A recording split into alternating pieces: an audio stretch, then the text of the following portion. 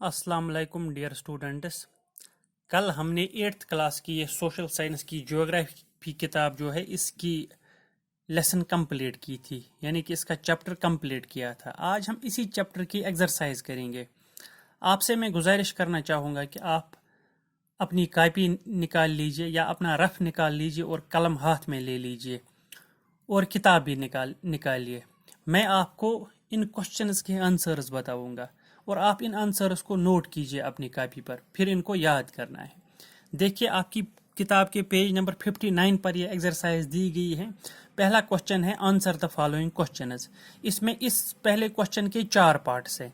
पहला पार्ट जो है वो बता रहा है कि वो पूछ रहा है what is meant by the term industry. Industry का मतलब क्या है। इस सवाल का जवाब आपको लिखना है। Industry refers to an economic activity that is concerned with production of goods, extraction of minerals or the provision of services। यही इस सवाल का जवाब है। देखिए फिर से सुनिए। Industry refers to an economic activity that is concerned with production of goods, extraction of minerals और द प्रोविजन ऑफ सर्विसेज। ये है पहले क्वेश्चन का आंसर। इसके बाद दूसरा क्वेश्चन है what are the main factors which influence the location of an industry. इस क्वेश्चन का आंसर भी आसान है। आपको मेन फैक्टर्स बताने हैं जिसकी वजह से कहीं कोई इंडस्ट्री लगाई जाती है। इसका आंसर है the main factors which influence the location of industries are the availability of raw material, land, water, labour, power, capital, transport and market. फिर से सुनिए। The main factors which influence the location of industries are the availability of raw material, land, water, labour, power, capital, transport and market. ये हो गया दूसरे सवाल का जवाब। अब तीसरा सवाल इसी पहले क्वेश्चन का जो तीसरा पार्ट है which industry is often referred to as the backbone of modern industry and why. किस इंडस्ट्री को बैकबोन कहा गया है मॉडर्न इंडस्ट्री का और क्यों। इसका जवाब है Iron and steel industry is often called the backbone of modern industry. Iron and steel industry is often called the backbone of modern industry because everything we use is either made of iron or steel. Because everything we use is either made of iron or steel or has been made with tools and machinery of these metals. ये हो गया इस question का answer. फिर से सुनिए। Iron and steel industry is often called the backbone of modern industry because everything we use is either made of iron or steel or has been made with tools and machinery of these metals। ये हो गया तीसरे question का answer. अब हो गया चौथा question Why cotton textile industry rapidly expanded in Mumbai। Mumbai में कॉटन टेक्सटाइल इंडस्ट्री तेजी से क्यों फैल गई, इसका रीजन बताना है। इसका जवाब है The warm, moist climate, a port for importing machinery, availability of raw material, and skilled labor resulted in rapid expansion of cotton textile industry in Mumbai। फिर से सुनिए। The warm, moist climate, a port for importing machinery, availability of raw material, and skilled labor resulted in rapid expansion of cotton textile industry in Mumbai। इसके बाद ये पहले question के 4 parts हो गए, यानी कि पहला क्वेश्चन अब खत्म हो गया। अब आपको दूसरा क्वेश्चन देखना है अपनी किताब पर। ये जो दूसरा क्वेश्चन है यहाँ लिखा है टिक द करेक्ट आंसर। आपको करेक्ट आंसर को टिक करना है। यहाँ चार आंसर दिए गए हैं। एक क्वेश्चन के 4 ऑप्शंस दिए गए हैं। आपको 4 ऑप्शंस में से सही ऑप्शन पिक करना है।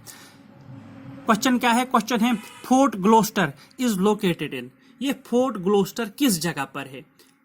पहला है A part West Bengal, B है कैलिफोर्निया और 3 है गुजरात। फोर्ट ग्लोस्टर जो है ये एक मार्केट है। ये किस जगह पर है। इसका आंसर है वेस्ट बंगाल। ये वेस्ट बंगाल में है।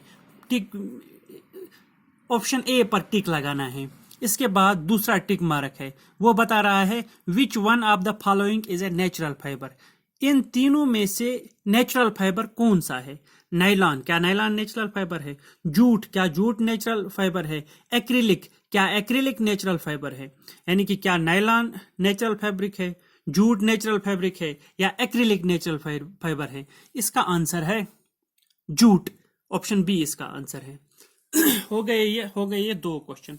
अब है क्वेश्चन नंबर 3 आपकी किताब का, डिस्टिंग्विश बिटवीन द फॉलोइंग। आपको डिस्टिंग्विश करना है, इनमें से फर्क बताना है। Agro based and mineral based industry, इन दोनों में से फर्क बताना है, इन दोनों में क्या फर्क है। एग्रो बेस्ड इंडस्ट्री किसको कहते हैं और मिनरल बेस्ड इंडस्ट्री किसको कहते हैं। देखिए इसको क्या जवाब लिखना है। Agro based industries are the industries which use plant and animal based products as their raw materials. Agro based industries are the industries which use plant and animal based products as their raw materials. For example, food processing, vegetable oil, cotton textile, leather industry extra, यानी कि वो industry जिसमें plant या animal products as a raw material इस्तेमाल होते हैं, उनको agro based industry कहते हैं। इसी तरह से while as mineral based industries are those industries which use mineral ores as their raw materials, यानी कि मिनरल बेस्ड इंडस्ट्री वो इंडस्ट्री है जिसमें मिनरल ओरस बहैसियत रॉ मटेरियल इस्तेमाल होते हैं, इसको मिनरल बेस्ड इंडस्ट्री कहते हैं। The products of these industries feed other industries, for example iron and steel industry, यानी कि मिनरल बेस्ड इंडस्ट्री के प्रोडक्ट जो होते हैं वो दूसरी इंडस्ट्री को फीड करते हैं। इसकी एग्जांपल है आयरन एंड स्टील इंडस्ट्री। अब दूसरा डिस्टिंग्विश बिटवीन है public sector and joint sector industry. आपको बताना है पब्लिक सेक्टर इंडस्ट्री किसको कहते हैं और जॉइंट सेक्टर इंडस्ट्री किसको कहते हैं, या इनमें क्या फर्क है। Public sector industries are those industries which are completely owned and operated by the government. Public sector industries are those industries which are completely owned and operated by the government. For example, Hindustan Aeronautics Limited. While as joint sector industries are those industries which are owned and operated by the government and individuals are a group of individuals. यानी कि public sector industry वो industry होती है जिसकी सारी जिम्मेदारी government पर होती है, जिसकी मालिक गवर्नमेंट होती है, और पब्लिक और जॉइंट सेक्टर इंडस्ट्री वो इंडस्ट्री होती है जिसके मालिक गवर्नमेंट भी होती है और पब्लिक भी हो सकती है, कुछ प्राइवेट आदमी भी उसके मालिक हो सकते हैं। और अब है इस एक्सरसाइज का लास्ट क्वेश्चन, ये है give to examples of the following in the space provided. आपको दो एग्जांपल बताने हैं, रॉ मटेरियल्स की एग्जांपल बतानी है। यहाँ लिखना है raw material die dash and die dash. Raw material की जगह हम लिखेंगे कॉटन एंड आयरन, यहाँ हम लिखेंगे कॉटन एंड आयरन, यानी कि दो रॉ मटेरियलों की मिसाल, कॉटन भी रॉ मटेरियल है और आयरन भी। एंड प्रोडक्ट्स, दो एंड प्रोडक्ट्स, यानी कि जब इस कंपनी से प्रोडक्ट्स निकलते हैं तो वो क्या होते हैं। क्लोथ, कॉटन को क्या बनता है, क्लोथ एंड स्टील, इसको लिखना है cloth and steel. Part number 2 को लिखना है cloth and steel. Tertiary activities, यानी कि तीसरी सतह की एक्टिविटीज जो इन चीजों के साथ जुड़ी हुई हैं, वो है बैंकिंग एंड ट्रांसपोर्ट, इसमें लिखना है बैंकिंग एंड ट्रांसपोर्ट।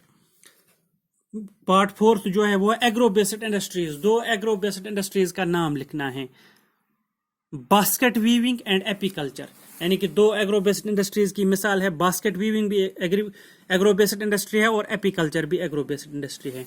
और लास्ट पार्ट जो है वो है, नहीं अभी एक पार्ट है, एग्रो बेस्ड इंडस्ट्री में आप लिखेंगे food processing and leather, agro based industry में आप लिखेंगे फूड प्रोसेसिंग एंड लेदर।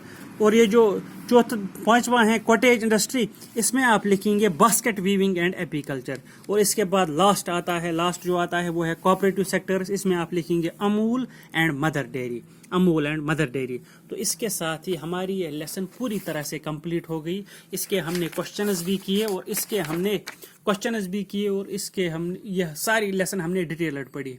अब उम्मीद है कि आप इन क्वेश्चंस को अपनी कॉपी पर नोट करोगे और इनको याद भी करोगे ताकि आपके एग्जाम में दरकार आ जाए। बाकी वसल्लम।